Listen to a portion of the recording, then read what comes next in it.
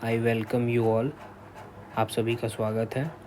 तो आज हम लोग इकोनॉमी का एक बहुत ही फेमस और हाई वेटेज का टॉपिक है इन्फ्लेशन, मतलब महंगाई।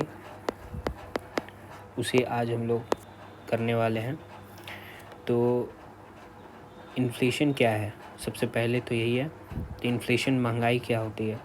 तो इन्फ्लेशन क्या है कि अगर किसी भी गुड्स या फिर सर्विसेज का अगर एवरेज प्राइस जो है वो ओवर पीरियड ऑफ टाइम अगर बढ़ता जाए, ओके, देन उसे हम लोग इन्फ्लेशन कहते हैं।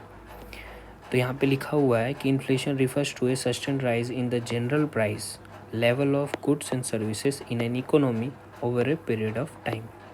ओके, उसके बाद ये सिंपल सा डेफिनेशन है इसका।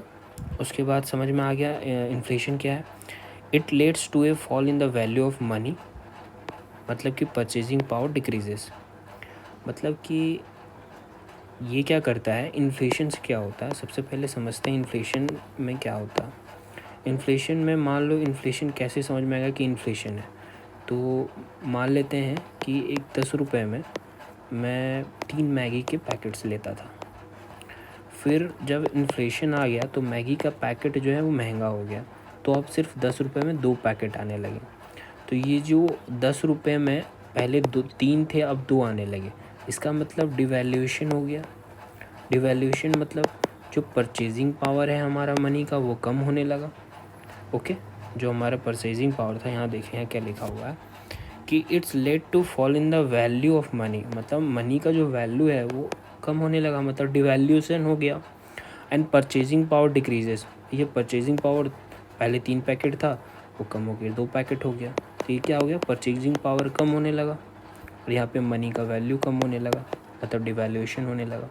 तो ये जो पूरा सिनेरियो है ये किस वजह से होता है, ये होता है इन्फ्लेशन। ओके, देन फिर आगे बढ़ते हैं। इन्फ्लेशन को मेज़र कैसे किया जाता है। इन्फ्लेशन को WPI और CPI में मेज़र किया जाता है। WPI for wholesale price index and CPI for consumer price index.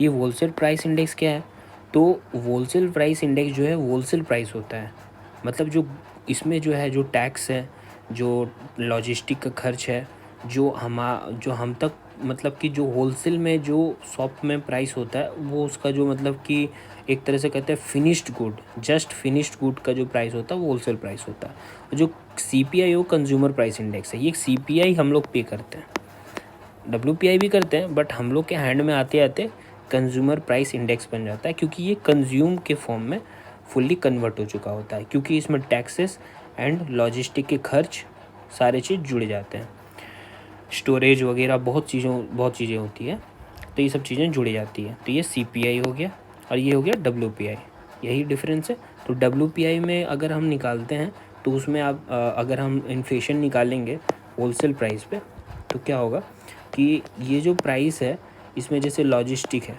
Logistics मतलब एक तरफ से आप समझो कि ट्रांसपोर्ट, ओके, सिर्फ ट्रांसपोर्ट का खर्च है वो उसमें ऐड नहीं हुआ होगा। ओके, उसके बाद जैसे कि और आप ले लो टैक्सेस वगैरह, क्योंकि अभी तक कंज्यूम नहीं किया गया तो इनडायरेक्ट टैक्सेस वगैरह ये सब ऐड नहीं किया गया होगा। हो सकता है स्टोरेज में जो खर्च लगेगा वो भी उसमें ऐड ना किया गया हो। अब जैसे लॉजिस्टिक से ट्रांसपोर्ट किया गया और ट्रांसपोर्ट करके फिर कहीं पे पहुंचाया, फिर वहाँ स्टोरेज हुआ, वहाँ पे रेंट लग रहा है तो उसका पैसा नहीं दिया गया है। तो ये जो खर्च है ये यहाँ पे जोड़ा नहीं गया होता है। एंड CPI में क्या होता है, कंज्यूमर में क्या होता है, कंज्यूमर कौन है, कंज्यूमर हम लोग हैं। हम लोग मैगी खाते हैं, मान लेते हैं, एक मैगी एग्जांपल है, मैगी खाते हैं। तो मैगी जो बन के रेडी हुआ और वहीं पे फैक्ट्री में होलसेल में है, तो वहाँ पे जो रेडी होता है वो होलसेल प्राइस है, जितना भी उसको बनाने में खर्च लगा, पैकेटिंग वगैरह प्रोसेसिंग सब कुछ में, ये होलसेल प्राइस है। लेकिन जब वो हम तक अवेलेबल होता है, ओके, तो उसमें बहुत सारे टैक्सेस, बहुत सारे अदर प्राइसेस वो सब ऐड ऑन हो जाते हैं। ओके, उसे हम लोग क्या कहते हैं, consumer price index. I hope आपको समझ में आ रहा है। देन फिर आते हैं causes of inflation. Just a second.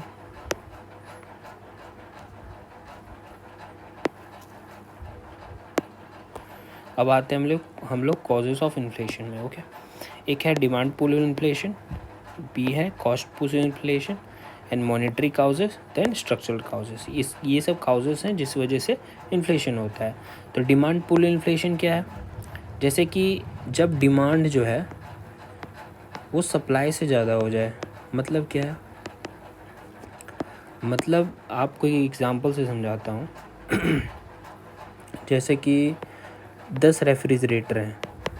मान लीजिए किसी शॉप में, एक ही शॉप है, उसमें मात्र 10 रेफ्रिजरेटर हैं और लेने वाले लोग 15 हैं। ओके, 15 पीपल हैं।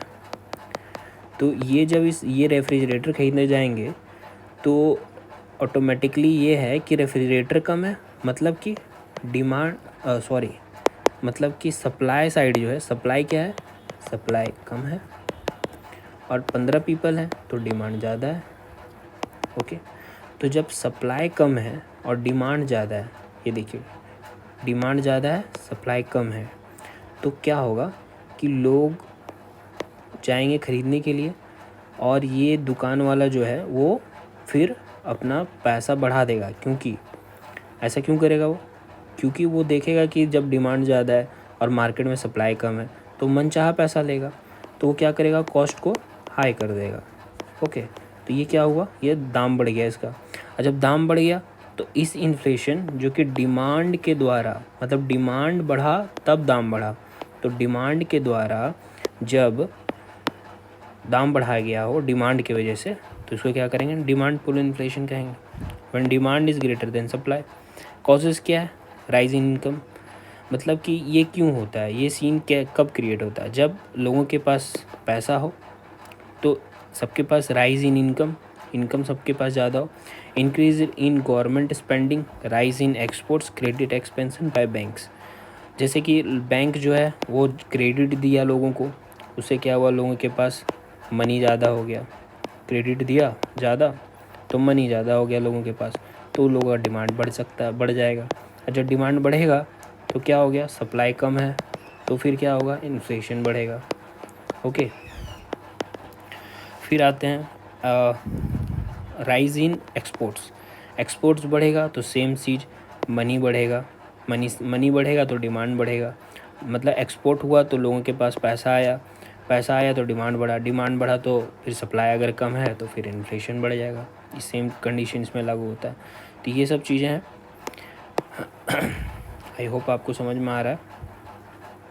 फिर आते हैं कॉस्ट पुश इन्फ्लेशन में। कॉस्ट पुश इन्फ्लेशन क्या है? तो when cost of production increases, producer raise prices. मतलब कि जैसे कि एक मैगी बनाने में वर्कर्स लगेंगे तो वर्कर्स को उनको वेजेस देना होगा, और क्या क्या लगेगा, और उसके बाद उसका पैकेजिंग होगा, तो पैकेजिंग में जो है खर्च लगेगा, प्रोसेसिंग, पैकेजिंग, तो ये सब में भी पैसा लगेगा, वर्कर्स लगेगा। देन अदर इनकी कुछ इनपुट्स होंगे, जैसे इनपुट में क्या है? रॉ मटेरियल्स हो गए। ओके, रॉ मटेरियल्स में भी पैसे लगेंगे। अगर ये वेजेस बढ़ गया, okay let me change the colour, अगर वेजेस बढ़ गया, पैकेजिंग का दाम बढ़ गया, जैसे वेजेस बढ़ गया तो मान लेते कोई मशीन का दाम बढ़ गया, पैकिंग करने वाला मशीन, तो पैकेजिंग में बढ़ गया पैसा। इनपुट रॉ मटेरियल का दाम मान लेते हैं बढ़ गया, तो क्या होगा? मैगी का प्राइस सेम रहेगा? नहीं, ये मैगी का प्राइस हाई हो जाएगा, बढ़ जाएगा। और जब ये बढ़ जाएगा इसका मतलब ये कॉस्ट पुश इन्फ्लेशन है। तो ये सब क्या है? ये सब बनाने के लिए क्या है? इसको कॉस्ट बोलते हैं। ये एक मैगी को जो बनाने के लिए ये सब चीज़ें हैं, ये सब चीज़ों की आवश्यकता होती है, तो ये क्या हो गया? ये कॉस्ट हो गया एक मैगी को बनाने का। तो ये कॉस्ट अगर बढ़ जाता है तो इस वजह से इन्फ्लेशन बढ़ता है, तो इसलिए हम लोग इसको कहते हैं cost push inflation. When cost of production increases, producer raise prices, तो उससे क्या हो गया? प्रोड्यूसर के पास ऑटोमेटिकली प्राइस बढ़ जाएगा। क्या कॉजेस है? इंक्रीज इन वेजेस बढ़ा देंगे तो रॉ मटेरियल का प्राइसेस बढ़ गया, फ्यूल बढ़ गया, फ्यूल का कॉस्ट बढ़ गया, टैक्सेशन। फ्यूल का कॉस्ट में क्या होता है? जैसे कि मान लेते हैं मुंबई में बना मैगी, अब वो जा रहा है पटना, तो ये जो मुंबई से पटना जाएगा तो इसमें लॉजिस्टिक्स का खर्चा है कि नहीं?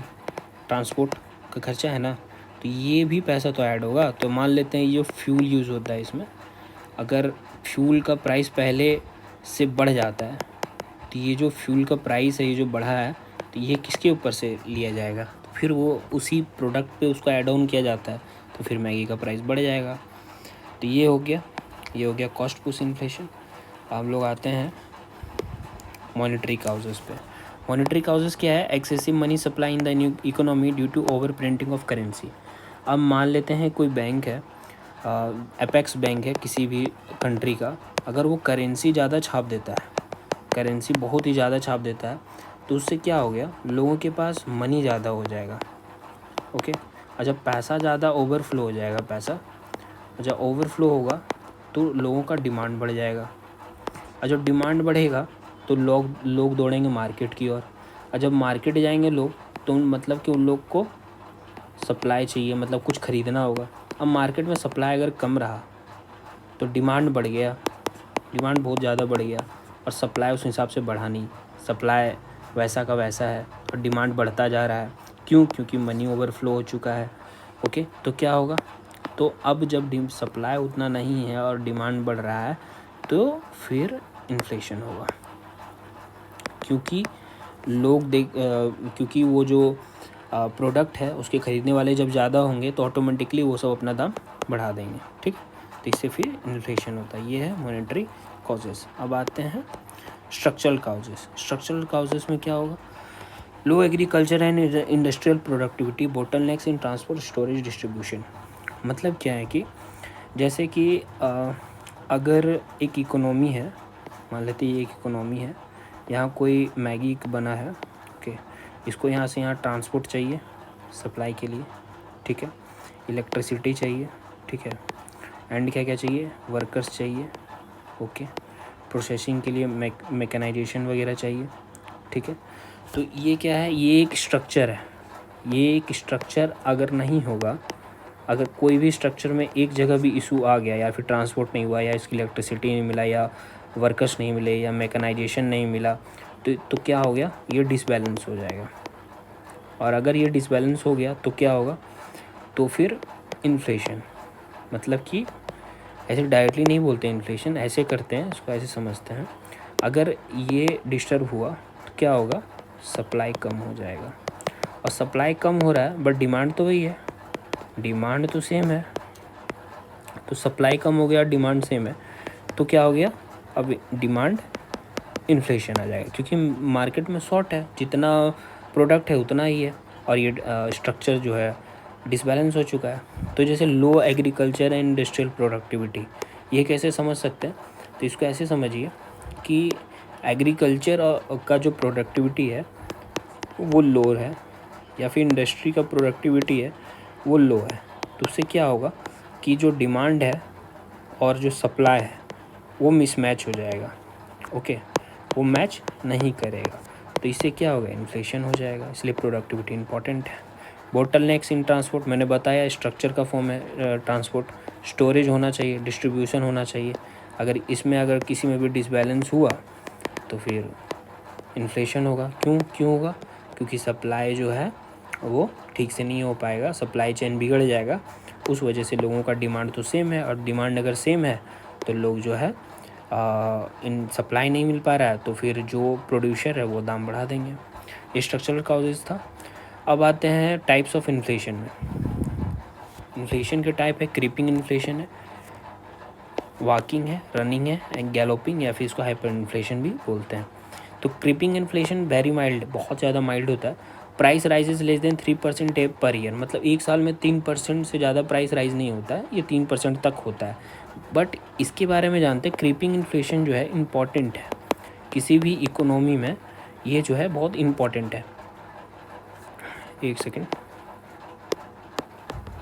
किसी भी इकोनॉमी के लिए बहुत इम्पॉर्टेंट है। क्यों है, क्योंकि इससे एम्प्लॉयमेंट जनरेट होता है, और इससे जो है लोगों को प्रॉफिट होता है। ओके, इससे जो है जो स्टेक होल्डर हैं, जो इन्वेस्टर हैं, वो लोगों इनकरेज होते हैं, और वो लोग जो है आगे और भी ज़्यादा फैक्ट्रीज़ वगैरह ये सब इन्वेस्ट करते हैं। उससे क्या हो गया, फिर ये प्रॉफिट होगा तो एम्प्लॉयमेंट जनरेट होगा, एम्प्लॉयमेंट जनरेट होगा तो फिर पॉवर्टी कम होगा, तो ये सब सारा एक चेन टाइप का सब कुछ जुड़ा हुआ है। इसलिए creeping inflation is good for in economy. Walking inflation क्या है, मॉडरेट होता है, ये 3 से 7% पर ईयर के हिसाब से होता है। यहाँ तक तो फिर भी ठीक ठाक से इकोनॉमी कर पाती है ग्रोथ। बट जब रनिंग इन्फ्लेशन की बात करेंगे तो ये रैपिड होता है। क्यों? क्योंकि इससे 7 से 10% का रेट होता है इन्फ्लेशन का, जो कि सही नहीं होता है। इससे क्या होता है कि जितने इन्वेस्टर वगैरह होते हैं, जो भी स्टेक होल्डर्स होते हैं, वो लोग डिस्करेज हो जाते हैं। ओके, एंड काफ़ी ज़्यादा दाम बढ़ जाता है चीज़ों का, तो फिर लोगों को फिर अफोर्ड करने में भी दिक्कतें होने लगती है। फिर लोग जो है मतलब ये इकोनॉमी का ग्रोथ में फिर एक बाधा बन के आ जाता है। गैलोपिंग हाइपर इन्फ्लेशन क्या, ये तो फिर वेरी हाई होता है। अनकंट्रोल राइज हो जाता है प्राइसेस का, 10% से ऊपर एनुअली होता है इसमें। ओके, तो ये फिर कंट्रोलेबल नहीं होता है, फिर ये एक विशियस साइकिल टाइप का बन जाता है। हाइपर इन्फ्लेशन है, इन्फ्लेशन ज़्यादा है, तो फिर लोग अंडर न्यूट्रिश्ड रह जाएंगे, एजुकेशन नहीं मिल पाएगा, वापस से विशियस साइकिल में पॉवर्टी का फंस जाएंगे लोग। जो थोड़ा बहुत भी लोग मिडिल क्लास में जा चुके हैं वो भी वापस से पॉवर्टी की ओर जाएंगे, इनइक्वालिटी बहुत ज़्यादा बढ़ जाएगा, तो ये सब होने लगता है। इसलिए हाइपर इन्फ्लेशन सही नहीं है। ओके, आगे बढ़ते हैं। आगे है, ये देखिए इन्फ्लेशन से क्या क्या हो सकता है। ये कुछ है, जैसे कि एक्सपेंसिव वेजिटेबल का दाम बढ़ जाएगा, कस्टमर बाय लेस क्वांटिटी। जैसे कि पहले 40 किलो में 1 kg मान लेते चीनी मिलता था, अब 70 किलो में मिल रहा है, तो अब लोग क्या करेंगे, फिर ½ kg चीनी लेके घर जाएंगे, तो क्वांटिटी अपने आप कम हो गया, वेजिटेबल डैमेज होने लगेगा, है ना, सेल हाई प्राइसेस में चीज़ें बिकेगी। ओके, यही सब कुछ है उसके। आगे बढ़ते हैं। इफ़ेक्ट क्या होता है इन्फ्लेशन का? इफ़ेक्ट्स ऑफ इन्फ्लेशन क्या है, क्या क्या इफ़ेक्ट पड़ेगा? सबसे पहले कंज्यूमर पे रेड्यूस होगा purchasing power, hurts fix income group, salaried person, pensioners. मतलब कंज्यूमर्स पे सबसे पहले क्या इफ़ेक्ट पड़ेगा ये देखते हैं। जैसे कि जो कंज्यूमर हैं, जो की कंज्यूम करते हैं, ओके, वो मान लेते हैं कोई सैलरीड पर्सन है या फिर पेंशनर है। तो सबसे पहले तो हम लोग डिस्कस कर चुके हैं कि जो परचेजिंग पावर है, मतलब कि ये जो रुपये का जो वैल्यू है वो पहले कम हो जाएगा। ठीक है, तो परचेजिंग पावर कम हो जाएगा, मतलब कि वही 10 रुपये में जो है 3 मैगी मिलता था, अब 10 रुपये में 2 ही मैगी मिलेगा, तो परचेजिंग पावर इसका कम हो गया मनी का। ठीक है, ये हो गया। तो ये इसके वजह से क्या हो गया, सैलरीड पीपल हैं, पेंशनर्स हैं, तो ये लोग को फिक्स्ड अमाउंट में ये लोग को मिलता है ना इनकम। इनका जो इनकम है वो फिक्स है।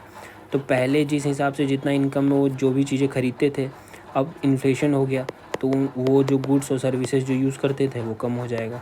उस वजह से क्या होगा, उनकी लाइफ की जो क्वालिटी है उस पर बहुत ज़्यादा इफेक्ट पड़ेगा। तो ये इन्फ्लेशन हो गया। अब प्रोड्यूसर्स पे क्या इफ़ेक्ट पड़ेगा? तो प्रोड्यूसर को स्टार्टिंग में जो है शुरुआत में बेनिफिट होता है कुछ, लेकिन क्योंकि हायर प्राइसेस है प्रॉफिट होता है, लेकिन अनसर्टेनिटी हो जाता है, मतलब कि कभी बढ़ा कभी घटा, है ना, कभी बहुत ज़्यादा बढ़ गया, फिर लोगों का डिमांड कम होने लगता है। और डिमांड जैसे कि बहुत ज़्यादा प्राइस बढ़ा कोई आइटम का, तो क्या हो गया, डिमांड कम हो गया। ठीक है, अगर डिमांड कम हो गया तो फिर लोग डिस्करेज हो गए, लोग अल्टरनेटिव ढूंढने लगे।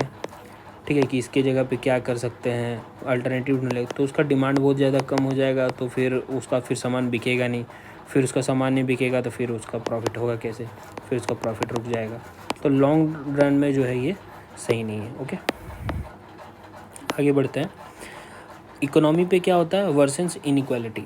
अब ये इनइक्वालिटी क्या होता है, इनइक्वालिटी होता है जो हमारे जो पर कैपिटा इनकम है, ठीक है, वो कितने लोगों का कितना है, वो मतलब उसको इनइक्वालिटी कहते हैं। जैसे कि कोई कंट्री है, उसमें जो है जो पुअर लोग हैं और जो रिच लोग हैं, उन लोग के बीच जो पर कैपिटा इनकम है उसमें बहुत ज़्यादा ह्यूज डिफरेंस होता है। ओके, बस इसी ह्यूज डिफरेंस को इनइक्वालिटी कहते हैं। अब ये इनइक्वालिटी को वर्सेंस कैसे करता है कि जैसे पुअर है, अब पुअर को जो है वो जो है सेम वही मेथड लगेगा कि उसको एजुकेशन नहीं मिल पाएगा, क्योंकि इन्फ्लेशन है, तो वो पैसा वो खर्च कर दे रहा है खाने पीने में, ये सब चीज़ों में, एसेंशियल चीज़ में कर दे रहा है। एजुकेशन फिर सेकेंडरी हो जाता है उन लोगों के लिए, क्योंकि भाई खाना पीना नहीं खुल रहा है तो फिर एजुकेशन क्या लेना है। फिर हेल्थ को लेकर के वो लोग ध्यान नहीं दे पाते हैं, अंडर नरिश्ड रह जाते हैं। तो उससे क्या होता है कि वो जब बड़े होंगे तो फिर जब अंडर नरिश्ड रह गए, हेल्थ में इशू हो गया, तो उस वजह से क्या हो गया कि उन लोग को जॉब, एम्प्लॉयमेंट में, हर चीज़ों में दिक्कत हो गई, हेल्थ भी ठीक नहीं है, तो उस वजह से एक विशियस साइकिल में वो सब फंस जाते हैं। ओके, मतलब कि गरीब और गरीब होता जाएगा और अमीर जो होते हैं और अमीर होते जाते हैं, क्योंकि वो लोग इन्वेस्ट कर पाते हैं उन सब चीज़ों में, और इन्वेस्ट करने के बाद जो है उन लोगों को रिटर्न फिर इन्फ्लेशन के हिसाब से ज़्यादा मिलने लगता है, तो फिर रिचर और रिचर होते चले जाएंगे। आगे बढ़ते हैं, सॉरी, हाँ। Leads to black money, hoarding, corruption, causes economic instability. And एक और पॉइंट है इसमें, hamper savings and capital formation. तो इकोनॉमी में और क्या करता है, जैसे सेविंग्स है, लोग सेविंग्स कर रहे थे बट इन्फ्लेशन आ गया तो सेविंग ऑटोमेटिकली कट करना पड़ेगा, क्योंकि फिर वो जो सामान एसेंशियल चीज़ें उनको ख़रीदना पड़ेगा, तो सेविंग फिर इन्फ्लेशन में चला गया, तो फिर ये भी कम हो गया। देन फिर कैपिटल फॉर्मेशन भी कम होने लगेगा। क्यों? क्योंकि इन्वेस्टमेंट वगैरह कम हो जाएगा, सरकार के पास भी रेवेन्यू कम होने लगेगा, क्योंकि लोगों का डिमांड घटने लगेगा। ठीक है, तो इन सब चीज़ों की वजह से कैपिटल फॉर्मेशन कम हो जाएगा। कैपिटल फॉर्मेशन क्या है, गवर्नमेंट की इस कैपिटल फॉर्मेशन का अगर बात करें तो जैसे गवर्नमेंट कुछ ऐसा जगह इन्वेस्ट करेगी जहाँ से उसको रिटर्न में कुछ मिले, मतलब रिटर्न में टैक्स वगैरह, इनकम वगैरह हो, ओके, रेवेन्यू मिले वगैरह मिले, तो ये सब जो है इसमें क्या आता है, तो कैपिटल फॉर्मेशन है। देन फिर आते हैं lets to black money, hoarding, corruption. Hoarding क्या होता है, इंपॉर्टेंट टर्म है इन्फ्लेशन में। होर्डिंग में क्या होता है कि जैसे कि राइस है, ओके, या फिर मान लेते, चलिए मैगी का ही एग्जांपल लेते हैं, मान लेते हैं मैगी है, ओके। जैसे ही मैगी का प्राइस जो है, मैगी का डिमांड जो है मार्केट में बढ़ने लगा, तो लोग जो है और इनकम कमाने के लिए होर्डिंग करना शुरू कर दिए, ओके। होर्डिंग मतलब क्या होता है, मतलब बहुत ज़्यादा अमाउंट में कोई चीज़ों को जमा करना जिसमें कि मार्केट में जो है उसका कमी हो जाता है। सेम चीज़ आप राइस पे ले लो, इसका डिमांड अगर बढ़ता है तो लोग होर्डिंग करना शुरू कर देते हैं, और होर्डिंग करना शुरू करते हैं तो मार्केट में अवेलेबिलिटी कम होने लगता है, और उस वजह से क्या हो गया, प्राइस बहुत ज़्यादा हाइक कर जाता है। और प्राइस अगर हाइक कर गया तो ये सिर्फ होर्डिंग इसलिए करते हैं ताकि इस टाइम पे बेच सकें, फिर इस टाइम पे सेल करके ये लोग बहुत सारे पैसे कमा सकें, बस यही कारण होता है ये करने का। लेकिन इससे क्या होता है, इससे इकोनॉमी को, हमारा इन्फ्लेशन कई गुना ज़्यादा बढ़ जाता है, और इकोनॉमी को बहुत ही ज़्यादा नुकसान पहुंचता है। सबसे ज़्यादा पुअर लोगों को बहुत ज़्यादा दिक्कतें होने लगती है। ठीक है, फिर हम लोग आते हैं कंट्रोल कैसे करेंगे इन्फ्लेशन को। तो कंट्रोल करने के पहले तो स्पेशली दो सबसे इम्पॉर्टेंट तरीके, एक मॉनेटरी पॉलिसी जो कि काफ़ी ज़्यादा इम्पॉर्टेंट है, मोस्ट प्रोमिनेंट इम्पॉर्टेंट, दूसरा physical policy, then supply side measures में कुछ कर सकते हैं, ओके। कंट्रोल इन्फ्लेशन में क्या क्या करना होगा हम लोगों को, सबसे पहले कंट्रोल इन्फ्लेशन के लिए मॉनेटरी पॉलिसी के लिए आरबीआई करती है। आरबीआई जो है एपेक्स बॉडी है, फाइनेंस की, बैंकिंग की, सब कुछ देखती है आरबीआई। तो ये जो है मॉनेटरी पॉलिसी को सारा चीज़, जैसे सीआरआर हो गया, एसएलआर हो गया, बैंकिंग के रेट्स वगैरह हो गए, रेपो रेट हो गए, रिवर्स रेपो रेट हो गए, ओके, ये सब कुछ आरबीआई के पास रहता है। इससे आरबीआई जो है एक टूल यूज़ करता है, टूल के तरह, जिससे कि इन्फ्लेशन को कम और ज़्यादा करता है, ओके। तो इसके पास ये टूल होता है, ओके। देन ये क्या करता है आरबीआई, डायरेक्टली आप समझो, ये सब पॉइंट आप लोगों के लिए नहीं है, ये हायर क्लासेस के लिए, बट ये करते क्या है कि इंटरेस्ट रेट को बढ़ा देते हैं। अब इससे क्या होता है, आप इस चीज़ को समझो कि जैसे इंटरेस्ट रेट है उसको अगर हम बढ़ा देते हैं तो बैंक जो है वो जो क्रेडिट पे लोन देगी तो उसको भी इंटरेस्ट रेट बढ़ाना पड़ेगा। तो फिर जो कस्टमर है, जो मतलब जो क्रेडिट लेने आया है, वो डिस्करेज हो गया। मतलब कि उससे ऐसा लगा कि भाई मैं पहले 5% टैक्स था, अभी बढ़ के 10% हो गया, तो बोला भाई मैं बाद में लेता हूँ, क्योंकि अभी जो है मेरे को अभी इंटरेस्ट 10% हो गया है, तो मैं बाद में लेता हूँ। तो फिर डिमांड घट जाएगा, और जब डिमांड घट जाएगा तो फिर ऑटोमेटिकली क्या होगा, इन्फ्लेशन कंट्रोल में आ जाएगा। ठीक है, तो ये बैंक जो है आरबीआई ये सब सारा रूल रेगुलेशन लेके आती है। फिर इससे क्या हो गया, इंटरेस्ट रेट कम करने से रेड्यूस क्रेडिट सप्लाई, देखिए यहाँ लिखा हुआ भी है, इससे क्रेडिट सप्लाई कम हो जाता है। ठीक है, फिर अगला पॉइंट में आते हैं, open market operation, sale government securities. जैसे कि मान लेते हैं कि इकोनॉमी है, वहाँ पे इन्फ्लेशन है, तो वहाँ पे क्या करना है कि लोगों के पास जो पैसा है, जो मनी है, उसको वापस से खींचना है, जिससे कि लोगों का जो पास मनी है उसको अट्रैक्ट करना है, ओके। उससे क्या होगा, अट्रैक्ट करना है, या फिर आप कह सकते हो कि उसको वापस लेना है। उससे क्या होगा कि डिमांड कम हो जाएगा लोगों का, क्योंकि हाथ में पैसा नहीं है, जब डिमांड कम हो जाएगा तो फिर क्या होगा, तो फिर इन्फ्लेशन कंट्रोल हो जाएगा। इसका दूसरा फिगर मतलब दूसरा साइड में आप ये भी कह सकते हो कि इन्फ्लेशन है, मनी को जो है क्या करना है, अट्रैक्ट करना है, तो उसके लिए बैंक को एक बेहतर अपॉर्चुनिटी दे देना, बैंक को एक ऑप्शन दे देना क्रेडिट का कि यहाँ पे आप जो है इन्वेस्ट करो। तो बैंक जो है क्रेडिट देने से अच्छा वो क्या करे कि वहीं पे इन्वेस्ट कर दे, और लोगों को क्रेडिट दे ही नहीं, ठीक है, बहुत कम कर दे देना, और वो कहीं और इन्वेस्ट कर दे, जैसे कि गवर्नमेंट सिक्योरिटीज़ में, जो कि बहुत ही ज़्यादा सिक्योर होता है। तो गवर्नमेंट सिक्योरिटीज़ क्या होता है, इसके बारे में एक लाइन बता देता हूँ। गवर्नमेंट सिक्योरिटीज़ ऐसा है कि जैसे सरकार, जो गवर्नमेंट है हमारी, वो जब लोन लेती है आरबीआई से, तो उसके लिए वो एक उसको सिक्योरिटी देती है, ठीक है, एक पेपर होता है, पीस ऑफ पेपर है, तो वो जो सिक्योरिटी होता है कि हम आपको लोन इतना में रिपेमेंट करेंगे, इसका इंटरेस्ट रेट, मतलब ये है, इंटरेस्ट रेट उसमें होता नहीं है, बट वो बता देते हैं कि मैं आपको इतना पेमेंट करूँगा, जो कि कुछ इंटरेस्ट रेट उसमें होता है, तो वो आरबीआई के पास रहता है, आरबीआई अपने पास रखता है। बट जब आरबीआई को ऐसा लगता है कि मार्केट में जो है बहुत ही ज़्यादा मनी सप्लाई बढ़ा हुआ है, तो आरबीआई उसको जो है खींचने के लिए, शक बोल सकते हैं आप ये टर्म, शक करने के लिए आरबीआई क्या करेगी कि ये सब लेके आएगी, ओपन मार्केट ऑपरेशंस वगैरह करेगी, जिसमें कि क्या होता है कि आरबीआई ने